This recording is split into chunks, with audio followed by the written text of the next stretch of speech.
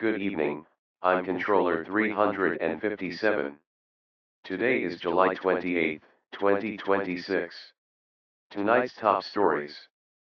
President Trump has defended his tariffs during a visit to hard-hit Michigan, claiming they are revitalizing the auto industry and forcing overseas companies to relocate to the U.S.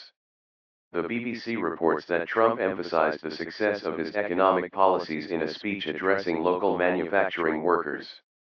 Meanwhile, Senator Rand Paul has released portions of Dr. Anthony Fauci's COVID-19 pandemic-era diary notes. Fauci, the nation's top infectious disease expert, is set to testify before a Senate committee on Wednesday about the origins of the coronavirus. NPR reports that the release of these notes comes amid ongoing debates over transparency and accountability in the government's pandemic response. In Maine, Democrats have a new candidate for the U.S. Senate race, Troy Jackson. With less than 100 days until the election, Jackson faces the challenge of energizing voters and making his case in one of the most closely watched races this cycle. NPR highlights that Jackson's campaign will need to quickly establish its message and build momentum in a state with a competitive political landscape. Joe Manchin, former West Virginia senator and now an independent, has announced a new initiative to elect more independents to Congress.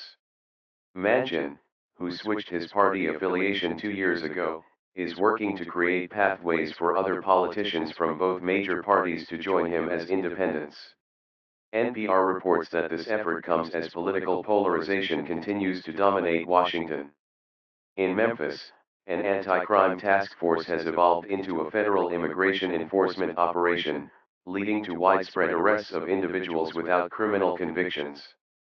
President Trump has praised the initiative and expressed interest in replicating it elsewhere.